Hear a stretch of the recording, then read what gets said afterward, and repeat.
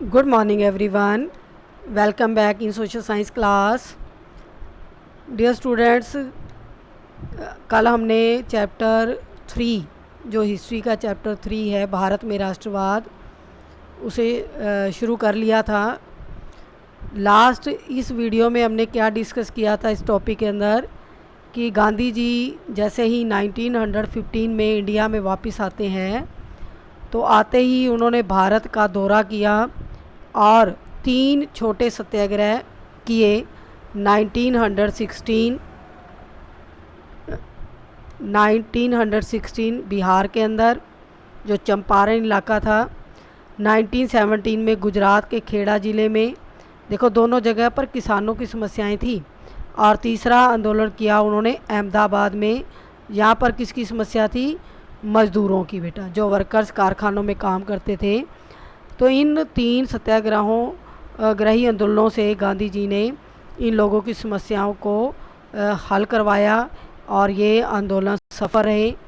आज की इस वीडियो में हम नेक्स्ट टॉपिक 1.2 जो रोल्ट एक्ट है उसको डिस्कस करेंगे। तो टॉपिक शुरू करने से पहले हमें रोल्ट एक्ट के बारे में जानना होगा कि रोल्ट एक्ट क्या था। बेटा, रोल्ट एक्ट एक काला कानून था जो युद्ध ख़त्म होने के बाद, जो प्रथम विश्व युद्ध था वो ख़त्म होने के बाद इंडिया के अंदर, भारत के अंदर अंग्रेज़ों ने शुरू किया था। अब यहाँ पर हमने पढ़ा था कि अंग्रेज़ों ने कांग्रेस को प्रॉमिस किया था कि जैसे ही युद्ध ख़त्म होगा तो वो क्या करेंगे, भारत को आज़ादी दे देंगे। अब उनको लग रहा था कि जैसे ही युद्ध ख़त्म हुआ है तो भारतीय अपनी उसी मांग को मनवाने के लिए क्या करेंगे, आंदोलन करेंगे या वो मांग मनवाने के लिए हमारे सामने खड़े हो जाएंगे। तो उन्होंने क्या किया कि उनकी मांगने से पहले ही उन्होंने एक काला कानून पास कर दिया। काला कानून क्यों कह रही हूँ मैं बार बार, क्योंकि ये एक ऐसा काला कानून था जिसमें उन्होंने क्या कानून पास कर दिया कि कोई भी व्यक्ति वो गैदरिंग नहीं करेगा, इकट्ठे नहीं होंगे, ग्रुप में इकट्ठे नहीं होंगे, ठीक है, और कोई भी जो है विरोध नहीं करेगा सरकार की नीतियों का। जो नए कानून बनाएंगे वो उनको वो मानेंगे। तो लोग अगेंस्ट ना हो, इससे पहले ही उन्होंने रोल्ट एक्ट लागू कर दिया। रोल्ट एक्ट के अंदर क्या था, क्या सिस्टम था, वो इस टॉपिक के अंदर हम डिस्कस करेंगे। तो स्टार्ट करते हैं इस टॉपिक को। गांधी जी को 1919 ईस्वी में क्या किया, उन्होंने एक रोल्ट एक्ट के खिलाफ राष्ट्रव्यापी सत्याग्रह आंदोलन चलाने का फैसला लिया। गांधी जी उत्साहित थे क्योंकि उन्होंने जो 3 सत्याग्रह किए थे इंडिया के अंदर, उसमें वो अपनी बात को मनवाने के लिए सफल हो गए थे। अंग्रेज़ों के से अपनी बात को मनवा लिया था। अब उसी से उत्साहित होकर उन्होंने सोचा कि जो रोल्ट एक्ट धक्के से भारत के अंदर लागू किया जा रहा है उसको रद्द करवाने के लिए एक राष्ट्रव्यापी आंदोलन शुरू करना होगा, ठीक है। तो भारतीय सदस्यों के भारी विरोध के बावजूद भी ब्रिटिश सरकार ने इस कानून को इंपीरियल लेजिस्लेटिव काउंसिल में पारित कर दिया। अब इंपीरियल लेजिस्लेटिव काउंसिल क्या है? ये लेजिस्लेटिव क्या होता है? जिसमें कानूनों को बनाया जाता है। अब यहाँ पर सब ब्रिटिश लोग थे तो उनकी मेजॉरिटी थी, उन्होंने अपने हित में इस कानून को पारित कर दिया, यानी कि कानून को लागू करवा दिया।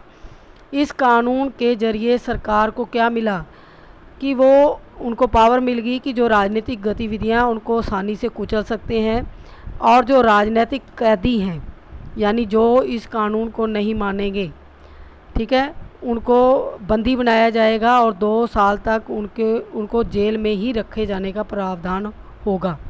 मतलब क्या है कि कोई व्यक्ति, मान लो ग्रुप में खड़े हैं लोग, उनके ऊपर ब्रिटिश सरकार को जो शक है तो ब्रिटिश क्या करती थी, जो सिपाही थे वो उनको बंदी बना लेते थे।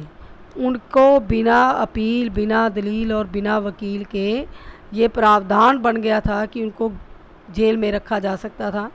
अब हो सकता है कि वो लोग बेचारे वैसे ही खड़े हों, आपस में बातचीत कर रहे हों, तो शक के बिना पर, कि एक शक होने के तर्ज पर ही उनको बंदी बनाया जा सकता है, ये एक कानून बनवा लिया। तो ये एक काला ही कानून था ना, कि लोग वैसे भी तो मिल सकते हैं, इकट्ठे हो सकते हैं, बातचीत कर सकते हैं, कोई ज़रूरी तो नहीं कि वो जब इकट्ठे हो रहे हैं तो वो अंग्रेज़ों की खिलाफत कर रहे हैं। तो ये ऐसा काला कानून बन गया और गांधी जी ने इस अन्यायपूर्ण कानून के खिलाफ लोगों को प्रेरित किया, लोगों को बोला कि वो इस कानून की अवज्ञा करें और अहिंसा के मार्ग पर चलकर वो अपनी मांग को अंग्रेज़ों से मनवाएं। तो ये 6 अप्रैल को एक हड़ताल के रूप में शुरू होना था, क्योंकि इसको राष्ट्रव्यापी यानी पूरे राष्ट्र में लागू करना था। तो इसका कार्यक्रम क्या बनाया गया कि जगह जगह पर हड़तालें की जाएंगी। शहरों के अंदर लोगों ने क्या निकाला, रैली जुलूस निकाले। अब इसको हम उदाहरण के तौर पर समझ सकते हैं कि हमारे देश में अभी प्रेजेंट टाइम में किसानों के लिए 3 कानून बने। अब किसान उसको काला कानून कह रहे हैं, आम लोगों को तो नहीं पता अभी क्या है उसके अंदर, लेकिन जिनसे रिलेटेड ये कानून बना है उन किसानों ने इसको एक काला कानून बोल दिया कि इस काले कानून के ख़िलाफ़ वो खड़े होकर क्या कर रहे हैं, सरकार का विरोध कर रहे हैं। अपनी बात को मनवाने के लिए वो जगह जगह पर रैलियां निकाल रहे हैं। उनके जो ग्रुप हैं वो बैठे हुए हैं स्ट्राइक के ऊपर और अहिंसा का मार्ग भी अपना रहे हैं। वो कोई हिंसा नहीं हो रही, तो बिना हथियारों के वो अपनी मांग को मनवाने के लिए हड़ताल के ऊपर बैठे हुए हैं। तो उस टाइम भी जब गांधी जी ने ऐलान कर दिया कि हम रोल्ट एक्ट का विरोध करेंगे अहिंसा के मार्ग पर चलकर, तो शहरों के अंदर लोगों ने क्या किया, रैली जुलूस निकाले। जो रेलवे कर्मचारी थे उन्होंने काम पर जाने से मना कर दिया, हड़ताल कर दी, दुकानें बंद हो गई और जो व्यापक जन उबार था यानी कि बहुत सारे लोग इस कानून के विरोध में इकट्ठे हो गए थे। तो जो अंग्रेज़ थे उनको चिंता हो गई, क्योंकि रेलवे, टेलीग्राफ, दुकानें ये सब बंद हो गई। जितनी भी सुविधाएं थी उनसे आम लोगों को तो परेशानी हो रही थी, तो अंग्रेज़ों को भी तो परेशानी हो रही थी। तो उनको क्या हो गया, डर, एक उनके अंदर एक आशंका फैल गई कि अगर इसी तरीके से राष्ट्रव्यापी आंदोलन चलता रहा तो उनकी सत्ता कायम नहीं रह सकती। तो अमृतसर में एक एग्ज़ाम्पल है, यहाँ पर बहुत सारे स्थानीय नेताओं को हिरासत में ले लिया इसी कानून की एवज़ में। वहाँ पर अमृतसर के अंदर प्रोमिनेंट लीडर थे, 2 लीडर्स हैं यहाँ पर फेमस लीडर हुए हैं अमृतसर के अंदर उस वक्त, डॉक्टर सत्यपाल, बेटा नोट कर लेना, डॉक्टर सत्यपाल और सैफुद्दीन किचलू, मुस्लिम थे ये, सैफुद्दीन किचलू, ये प्रोमिनेंट लीडर थे और इनको रोल्ट एक्ट के तहत अरेस्ट कर लिया था। अमृतसर की घटना यहाँ पर एग्ज़ाम्पल में दी गई है। तो हिरासत में ले लिया और गांधी जी के प्रवेश पर पाबंदी लगा दी कि गांधी जी दिल्ली में नहीं आ सकते। यानी कि उन्होंने दमन शुरू कर दिया ना, उनको डर हो गया अंग्रेज़ों को कि अगर इनको दबाया ना गया तो ये राष्ट्र स्तर पर आंदोलन शुरू हो जाएगा, तो हमें मुश्किल हो जाएगी लोगों को रोकने में। तो उन्होंने क्या किया, अलग अलग जगह पर जो लीडर्स थे उनको अरेस्ट कर लिया और गांधी जी जो मेन इसके कर्ता धर्ता थे उनको दिल्ली आने पे पाबंदी लगा दी भी दिल्ली में ना आए, तो लोगों को ना वो गाइड करें। तो 10 अप्रैल को पुलिस ने अमृतसर में एक शांतिपूर्ण जुलूस पर गोली भी चला दी।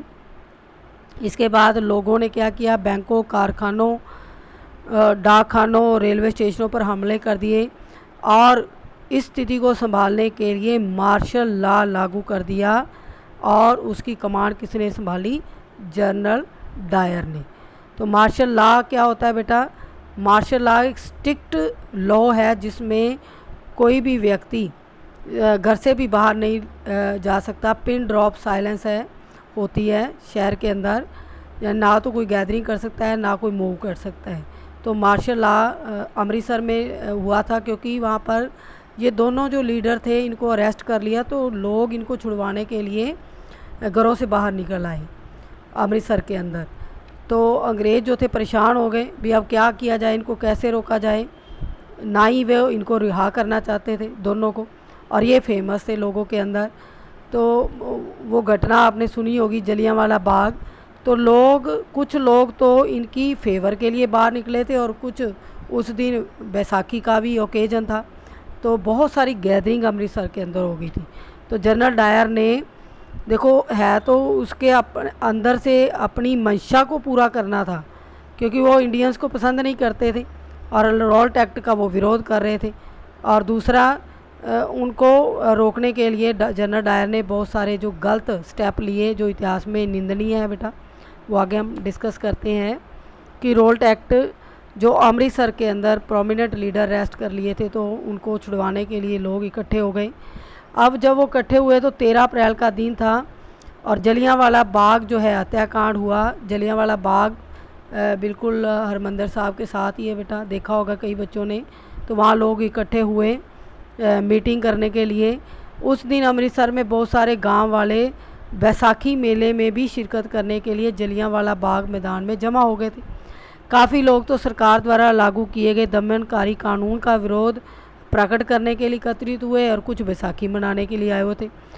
और ये मैदान की लोकेशन क्या थी कि ये चारों तरफ से बंद था, एक ही रास्ता, ये पिक्चर में दिखाई दे रहा है ना, एक गली सी है बस, यहाँ से निकलने का रास्ता था। चारों तरफ से किला नुमा था, ये बंद था। इलाके में क्या लगा हुआ था, मार्शल लॉ। जनरल डायर ने क्या किया, इतनी सारी भीड़ को देखा और बिना सोचे समझे सैनिकों को लेकर वहाँ बाग में पहुँच गया और मैदान के अंदर जहाँ प्रवेश वाला रास्ता था, यानी जहाँ से एंट्री हो सकती थी, उसको रोक लिया और बंद कर दिया और सिपाहियों को ऑर्डर दे दिया कि वो गोलियां चला दें। सिपाहियों ने भीड़ पर बिना सोचे समझे अंधाधुंध गोलियां चला दी। देखो कितनी गलत बात है कि जनरल डायर को बात करनी चाहिए थी लोगों से भी, वो यहाँ इकट्ठा क्यों हुए हैं, कि उनको कानून का पता नहीं, कुछ समझाना चाहिए था। लेकिन उसने अपनी मंशा पूरी करनी थी, क्योंकि वो इंडियन से क्या करता था, हेट। तो उसने उन बेचारे भोले भाले लोगों पर, निर्दोष लोगों पर गोलियां जो है चलाने का ऑर्डर दे दिया। सैकड़ों लोग मारे गए। बाद में उसे बताया गया कि सत्याग्रहियों के जैन में दहशत और विस्मय का भाव पैदा करने के लिए नैतिक प्रभाव उत्पन्न करना चाहता था। अब उसके ऊपर इंग्लैंड में केस चला था कि उसने ये इतनी बड़ी वारदात को अंजाम क्यों दिया। तो उसने अपने ये कहा कि वो सब अंग्रेज़ों के विरुद्ध थे, यानी कि ब्रिटिश गवर्नमेंट के विरुद्ध थे, इसलिए उनके अंदर दहशत और डर बैठाने के लिए उसने ये स्टेप लिया था। ठीक है, नेक्स्ट है, जैसे जैसे जलियांवाला बाग की खबर फैली, क्योंकि ये बहुत बड़ा हत्याकांड था। अब अंग्रेज़ रिपोर्ट के अनुसार जो सरकार ने रिपोर्ट पेश की कि 400 लगभग 400 लोग थे वो मारे गए थे, लेकिन कांग्रेस ने जो सर्वे किया उस वक्त उन्होंने बताया कि 1000 से ज़्यादा लोग थे वहाँ पर। तो जैसे ही खबर पूरे देश में फैली कि जलियांवाला बाग में इतना बड़ा कांड हुआ है, निर्दोष लोगों का कत्लेआम हो गया है, तो उत्तर भारत के बहुत सारे शहरों में लोग सड़कों पर उतरने लगे, हड़तालें होने लगी, लोग पुलिस से मोर्चा लेने लगे, यानी कि जगह जगह पर पुलिस जो रोकती थी उन लोगों को, उनसे टकराने लगे। सरकारी इमारतों पर हमला कर दिया। सरकार ने इन कार्रवाइयों को निर्ममता से कुचलने का रास्ता अपनाया, यानी कि बहुत ज़्यादा उनको टॉर्चर किया गया, मारा गया। सरकार लोगों को अपमानित और आतंकित करना चाहती थी। जो भी सत्याग्रह में शामिल लोग थे उनको अरेस्ट करके उनके साथ बड़ा बुरा सलूक करते थे, ताकि दूसरे लोगों को सबक मिले और उनके अंदर डर की भावना जो है, डर बैठ जाए। सत्याग्रहियों को जब अरेस्ट किया तो उनको ज़मीन पर नाक रगड़ने के लिए, सड़क पर घिसट कर चलने के लिए मजबूर किया, और जो साहिब लोग थे यानी जो सिपाही थे उनको सलाम करने के लिए मजबूर किया, यानी कि इसी को कहते हैं यातना देना, टॉर्चर करना। कोड़े भी मारे गए, ठीक है, उन लोगों पर जो प्रदर्शन कर रहे थे। और गुजरांवाला एक गांव है पंजाब के अंदर, वहाँ पर बम बरसाए गए। हिंसा देखते गांधी जी ने आंदोलन वापस ले लिया। गांधी जी की थ्योरी थी कि अहिंसा के मार्ग पर, जिसमें नॉन वायलेंस हो, कोई वायलेंस ना हो। अब इस आंदोलन में वायलेंस होगी, लोग भी अग्रेसिव थे और ब्रिटिश की क्रूर नीतियों का विरोध करने के लिए उन्होंने सैनिकों के ऊपर ही अटैक कर दिया। सैनिकों ने उनके बदले में उनको मारा और उनको इंसल्ट फील करवाया। तो ये सब देखकर गांधी जी को दुख लगा और उन्होंने ये आंदोलन वापस ले लिया। चाहे ये रॉल्ट एक्ट जो एक बड़ा आंदोलन था ख़त्म हो गया था, लेकिन अभी भी शहरों और कस्बों तक ही सीमित नहीं था, बल्कि पूरे भारत में और भी ज़्यादा जन आधार वाला आंदोलन खड़ा करना चाहते थे। यानी कि रोल्ट एक्ट जो सत्याग्रह था एक बहुत बड़ा आंदोलन था। और शहरों और कस्बों, क्योंकि गांव में तो लोग जो थे, जब गांधी जी ने आंदोलन वापस ले लिया तो धीरे धीरे लोग इससे हटने लग गए। ठीक है, तो महात्मा गांधी जी ने देखा कि अगर मेरे छोटे से आग्रह पर इतने सारे लोग इकट्ठे हो सकते हैं तो क्यों ना एक व्यापक जन आधार वाला बड़ा आंदोलन शुरू किया जाए।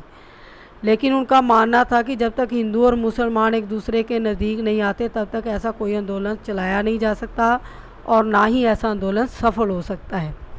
उन्हें लगता था कि खिलाफत का मुद्दा उठाकर वे दोनों समुदायों को नज़दीक ला सकते हैं। यहाँ बीच में थोड़ा हिस्ट्री का जो बैक स्टोरी मैं बताना चाहूँगी आपको कि 1906 ईस्वी में, ये बात करें हम 1919 की, तो 1906 ईस्वी में मुस्लिम लीग बन चुकी थी। अलग मुसलमानों ने कांग्रेस से हटकर एक पार्टी बना ली थी जिसमें मुस्लिम लोग जो है अपने समुदाय के लिए अंग्रेज़ों से डिमांड करते थे। यानी कि ये दो विचारधाराएं बन गई ना।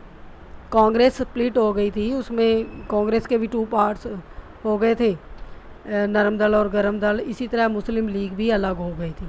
यानी कि 3 विचारधाराएं अलग अलग हो गई। गांधी जी अलग थे चौथी विचारधारा के। तो गांधी जी ने सोचा कि जब ये सारी विचारधारा जब तक एक नहीं होती तो चाहे जितना मर्जी बड़ा आंदोलन शुरू कर लो, ये सफल नहीं हो सकता। तो जब तक मुसलमान और हिंदुओं में एकता नहीं होगी, अंग्रेज़ों के विरुद्ध मिलकर खड़े नहीं होंगे, तब तक कोई परिणाम नहीं मिल सकता। अब उन्होंने कहा कि खिलाफत का मुद्दा, अब खिलाफत क्या है यहाँ पर। पहले विश्व युद्ध में ऑटोमन तुर्की यूरोप का एक कंट्री है, वहाँ पर हार हो चुकी थी और अफवाहें फैली हुई थी कि जो इस्लामिक विश्व के आध्यात्मिक नेता खलीफा हैं, ऑटोमन सम्राट पर एक बहुत सख्त जो संधि थोपी गई थी। मुसलमानों का जो हेड था, जैसे क्रिश्चियंस का पोप होता है ना, तो मुसलमानों में सबसे बड़ी पोस्ट होती है खलीफा की। जब तुर्की हार गया ना फर्स्ट वर्ल्ड वार में, तो खलीफा को अरेस्ट कर लिया गया था। अब यहाँ जो हिंदुस्तान में मुसलमान थे, जब उनको पता चला कि उनके खलीफा जो उनका एक आध्यात्मिक नेता है उसको भी अंग्रेज़ों ने गिरफ़्तार कर लिया है, तो जो मुस्लिम लीग फेवर में थी अंग्रेज़ों की, वो उसके अगेंस्ट हो गई। अब गांधी जी ने इसी जो विरोध का फ़ायदा उठाया कि मुसलमान जो हैं वो वेल विशर्स थे अंग्रेज़ों के, लेकिन इस घटना से वो उसके अगेंस्ट हो गए हैं। तो गांधी जी ने सोचा कि यही मौका है कि मुसलमानों को अपने साथ मिलाया जाए। तो उन्होंने खिलाफत का मुद्दा उठाकर मुसलमानों को आग्रह किया कि हम क्यों ना इकट्ठे आंदोलन चलाएं, मिलकर अंग्रेज़ों का विरुद्ध जो है ना अभियान छेड़ें, तभी जाकर उनके ऊपर प्रभाव बनाया जा सकता है, दबाव बनाया जा सकता है।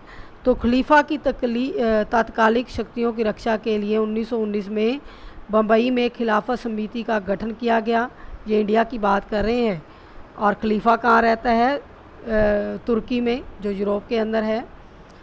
तो इसमें मोहम्मद अली और शौकत अली, अंडरलाइन करेंगे इसको, इन्होंने खिलाफत मूवमेंट स्टार्ट किया था।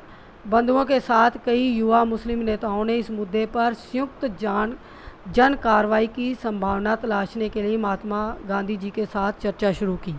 अब मुस्लिम लोग भी यूनाइट नहीं थे, पावरफुल नहीं थे। अब वो विरोध तो करना चाहते थे, लेकिन जैसे ही गांधी जी ने उनको ऑफ़र किया कि वो मिलकर कुछ करते हैं, तो उन्होंने तुरंत जो है मीटिंग की और एग्री हो गए कि हम भी आपके साथ हैं, आप असहयोग आंदोलन शुरू करो, हम खिलाफत आंदोलन शुरू करते हैं। तो सितंबर 1920 ईस्वी में कांग्रेस के कलकत्ता अधिवेशन में, ठीक है, अंडरलाइन करेंगे इसको, ये भी मैप में पूछा जाता है। 1920 ईस्वी में कहाँ अधिवेशन होता है? अधिवेशन का मतलब क्या है? 1885 ईस्वी में इंडियन नेशनल कांग्रेस बनी थी। तो उसके बाद से हर साल कांग्रेस पार्टी की मीटिंग होती थी अलग अलग देश के इलाकों में।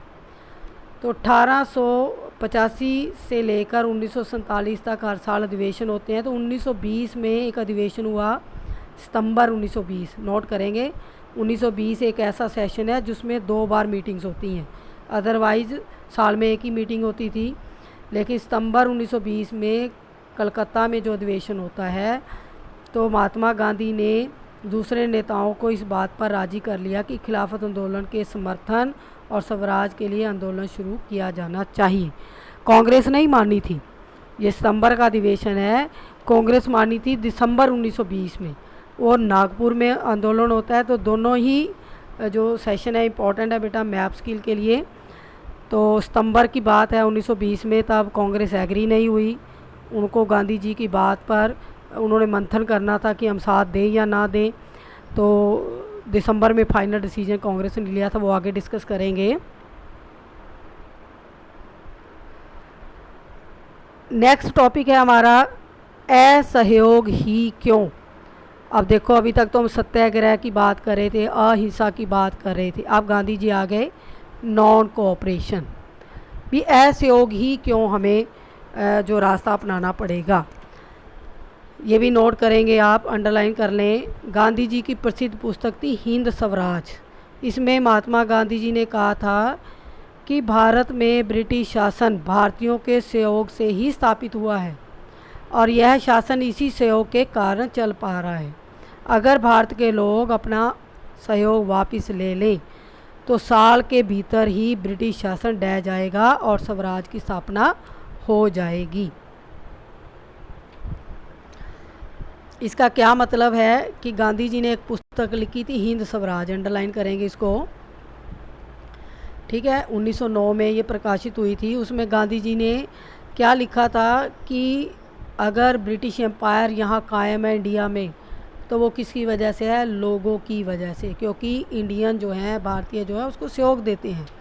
अगर भारतीय अपना सहयोग वापस ले लें तो ब्रिटिश अकेले कुछ काम नहीं कर सकते, एडमिनिस्ट्रेशन नहीं चला सकते, पॉलिटिकल जो कंट्रोल है उसको कंटिन्यू नहीं कर सकते, तो बिना हमारी हेल्प के वो कुछ भी नहीं कर सकते। तो क्या हो कि हम अपना सहयोग वापस ले लें, जिससे अपने आप ही ब्रिटिश शासन ढह जाएगा, ख़त्म हो जाएगा, मजबूर होकर वो देश को छोड़कर चले जाएंगे। तो इसलिए उन्होंने अपने इस आंदोलन का नाम रखा असहयोग आंदोलन। असहयोग का विचार आंदोलन कैसे बन सकता था, अब इसके लिए भी कार्यक्रम तैयार करना था कि लोगों को कैसे मोटिवेट किया जाए, कैसे इंस्पायर किया जाए इस आंदोलन में शामिल होने के लिए। गांधी जी का सुझाव था कि आंदोलन को चरणबद्ध तरीके से, यानी कि सिस्टमेटिकली आगे बढ़ाना पड़ेगा।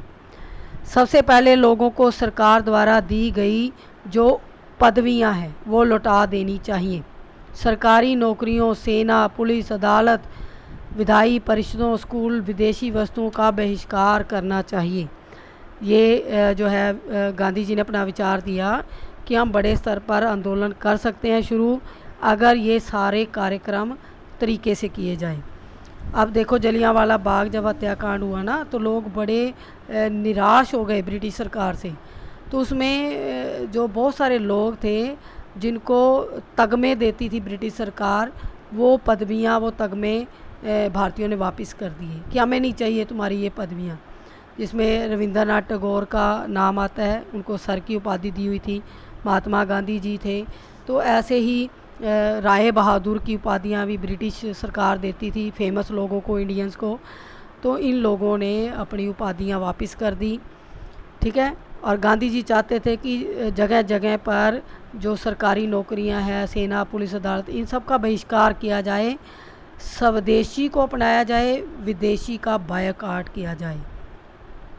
अगर सरकार दमन का रास्ता अपनाती है तो व्यापक स्वैच्छिक अभियान शुरू किया जाए।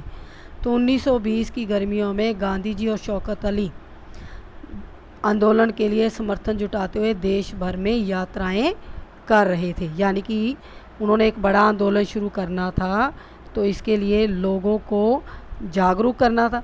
तो जागरूक करने के लिए वो जगह जगह पर लोगों से बातचीत करने के लिए गए।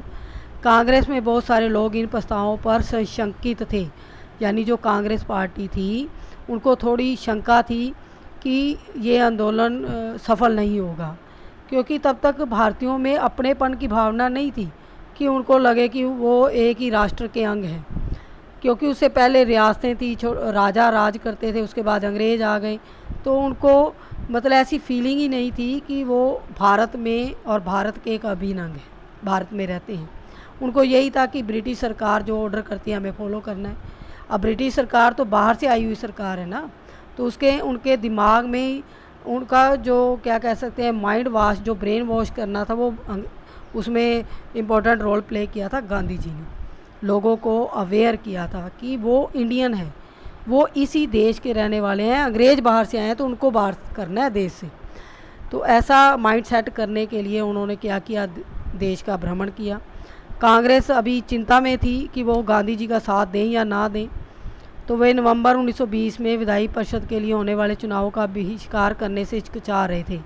1920 में विधान परिषद के इलेक्शन होने थे, तो कांग्रेस सोच रही थी अगर हम इसका बहिष्कार करेंगे विदेशी वस्तुओं का या अंग्रेज़ों का, तो इलेक्शन नहीं होंगे, उनको जो है प्रतिनिधित्व नहीं मिलेगा, और जो मांग मनवाना चाहते हैं वो कैसे मनवाएंगे।